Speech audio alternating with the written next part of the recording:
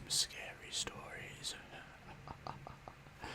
So today we're on r/ghost stories, looking at some stories that people have got to say, and I'm going to be chewing some sweets today. We've got fruit pencils, twisted fruit pencils, which are flavoured fruity treats with some white stuff in the middle. I don't really ever know what that is, but whatever it is, it's nice. I'm going to read a story as we eat, so let's get into it.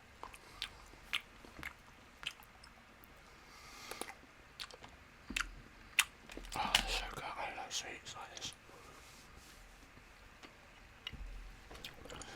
About 10 years ago, I had a dream. It still gives me the chills every single time I think about it. Important backstory information. A friend of mine passed away when he was 19 from a sudden illness. His name was Kevin. A few years after that, my boyfriend and I moved in with a friend who is Kevin's best friend. We shared a one-bedroom apartment and both had our beds in the same room. Rent is expensive in your early 20s, okay? Oh, that's fair, but still a little bit weird. Where were you living? One night, I was asleep and dreaming. I can't remember the beginning of it, but my dream suddenly changed. It got really bright. I was walking up a set of stairs leading to an apartment door. I opened the door and there was Kevin sitting on the couch in the living room of his brightly lit apartment. I said hi to him and sat down on the other couch facing him. He said hi back, smiling.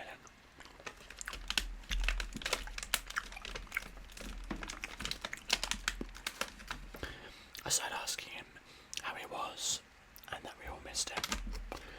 He said that he was great and that he missed us too. That he was keeping an eye on us from where he was. Any time I asked him about where he was, he would say he can't talk about it or he'd have to leave. I said we don't have to talk about it. He said we shouldn't be sad about his sudden passing and to live our lives and be happy, love one another, things like that. After a couple of minutes, I suddenly woke up. It's the middle of the night. I look around the room. My boyfriend was snoring away and my roommate was asleep on his bed. I tried to get back to sleep, but I couldn't shake the feeling that Kevin was somehow still in the room, as if watching me. The dream felt way too real. While looking around the room, I said to Kevin, almost in almost a whisper. My roommate's head lifted off the pillow and suddenly turned to face me. He said, "Did you just say Kevin?" I responded with something like, "Oh yeah, I'm sorry, I just had a strange dream about him." He froze and said, "I just had a dream about him too." I asked what happened in his dream. We had the same dream at the exact same time.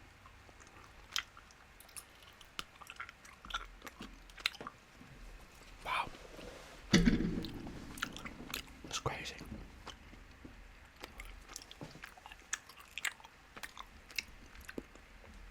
Not too scary, that one, but a bit creepy. This one's a very hefty one. Alright, let's go for it. Bought my first house and found out it was haunted. I bought my first house in 2003 when I was over the moon. Shortly after moving in, two of my neighbours began joking with me about the ghosts in my house. But I thought they were joking, so I just played along pretending. I hadn't seen one, and it was no big deal. Oh, I was pretending I had seen one and then it was no big deal. Well, this time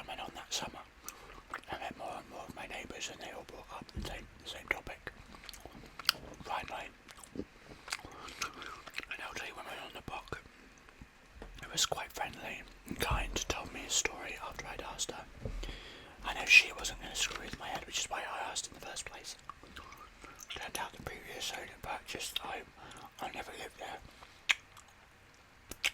because she said it was haunted.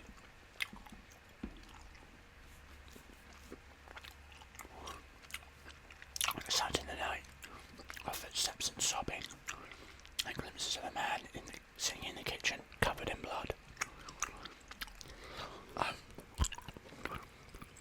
One of my neighbours helped with the renovations of the house and said that he was putting up a drywall when he felt something lift up his dreadlocks. No, I've never had a paranormal experience before. It had been years. I've had paranormal experiences before. It had been years. And by then I jogged it up to night terrace. One day I went to a small neighbour video store, rent a movie. I had to fill out the form with my demographic data and then my credit card info. And the owner of that store looked at the form and said, "Oh my god, you live in that house." I asked her what she meant, and she explained that her former employee had committed S in that house. On YouTube to ban me. She came to the house as soon as the house had been tipped off by police as a potential crime scene. She told me that he had just moved into the house with his partner. He called his mum because he wanted to invite her over to meet his partner and come out to her.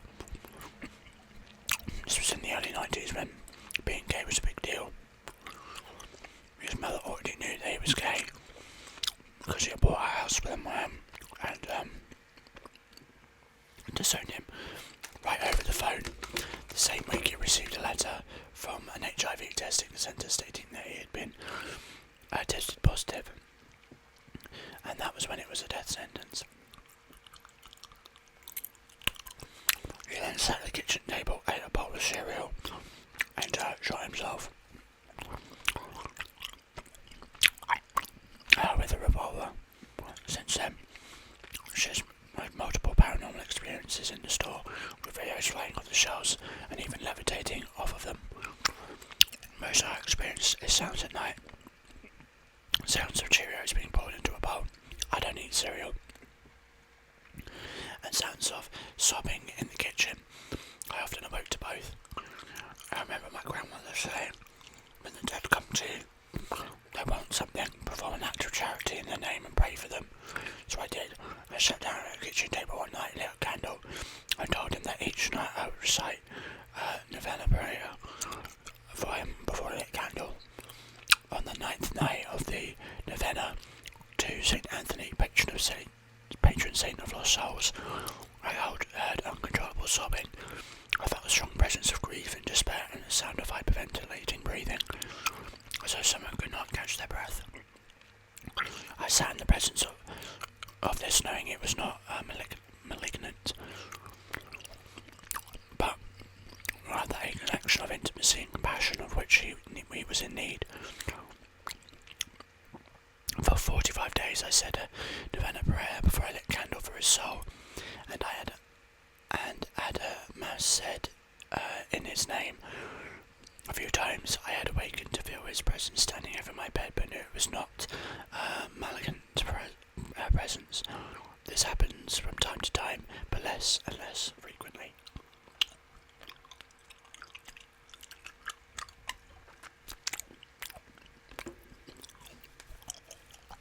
Interesting.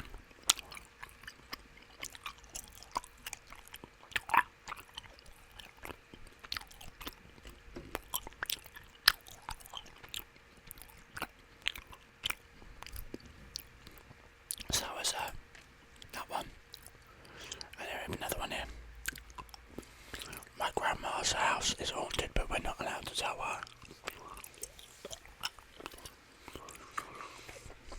My grandma's house has always, for as long as I can remember, been a scary place. My dad and aunt and uncle all grew up in the same house and had paranormal experiences occur throughout their lives. An example was when my dad and uncle were teenagers. My uncle was walking down the steps and swinging a towel as he had just washed his hair. Out of nowhere, my dad was standing in the living room at the bottom of the stairs, straightened out in front of my uncle, as if someone pulled it, and my uncle fell forcefully down the stairs. My grandma hates all things paranormal, especially Ouija boards, and she would often visit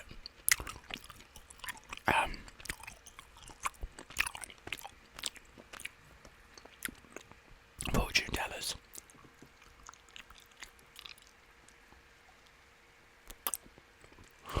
So it was no big deal in our family to discuss the paranormal events that occurred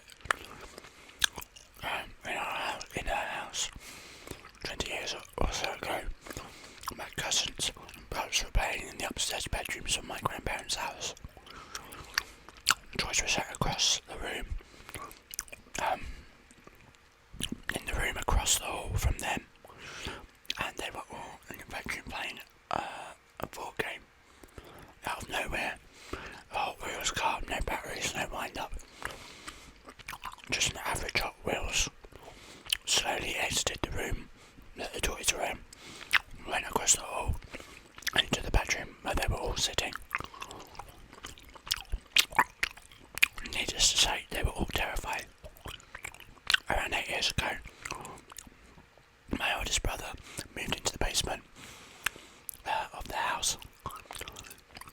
One night when he was home alone, he woke up out of a deep sleep.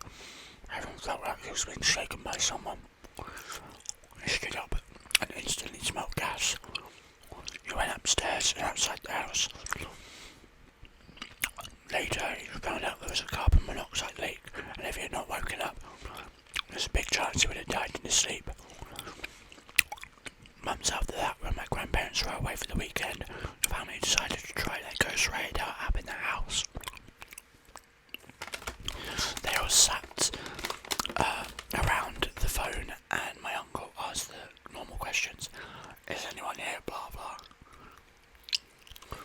Then he asked who used to live in the basement. At this point, my brother had moved out. The ghost radar replied with my brother's full first name, which no one ever calls him. We were shocked. So my uncle asked, how did you save my brother? He replied with, wake. What the fuck? He then asked, what did you save him from? And it said gas. Bruh. Needless to say, we were all shocked. And the last thing that I'm going to talk about happened in the house. Is my grandparents' friend's obituary, who passed away probably about 15 years ago, will show up in their kitchen every month or so. They usually say hello to their friend and put the obituary back in the basement where it was supposed to stay. A little while later, it will show up back in the kitchen. So it appears back up in the house again.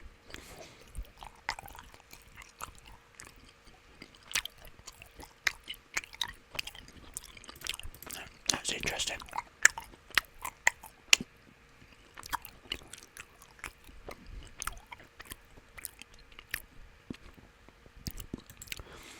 That was a creepy story.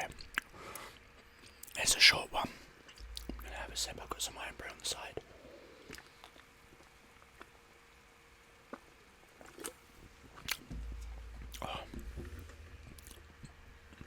The thing I like about Reddit is that at least it doesn't have all of those like video ads, which just kills the CPU when I'm trying to record. It just has like, you know, thumbnail ads, I guess. Just made me stop working the night shift. I worked as a PSW. I don't really know what that means. On the night shift, a long-term care home. A resident bell rang at 2:59 AM. I went in, asked what she needed, and she proceeded to yell that there was a man in her bathroom. And I needed to get him out. We would have people who would wander into other rooms, so I asked what the man looked like, and she said that he was a black figure and had no face. I calmed her down and told her whoever was in the bathroom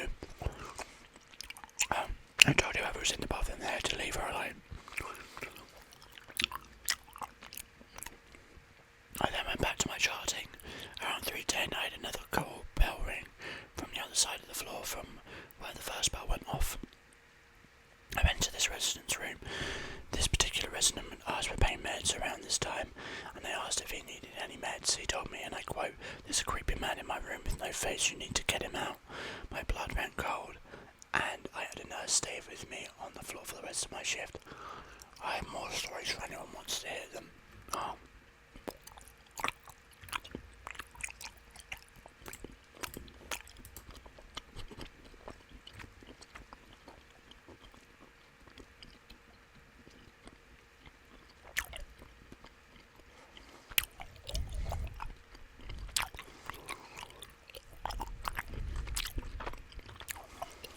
Wonder if he's done any more.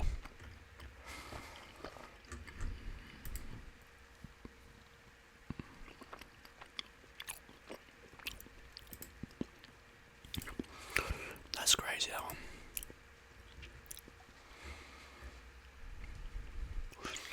I like in that story though that he didn't bother to go to the bathroom and find out who was in there.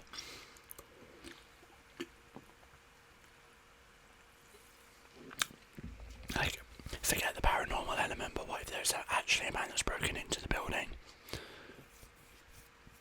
And what he's just admitted there is, you go into the patient's room, they say there's someone in that bathroom, and he goes, okay, leave her alone. Good night. And walk out like, you fucking kidding me? Dearie me, that was a terrible example of what you should do.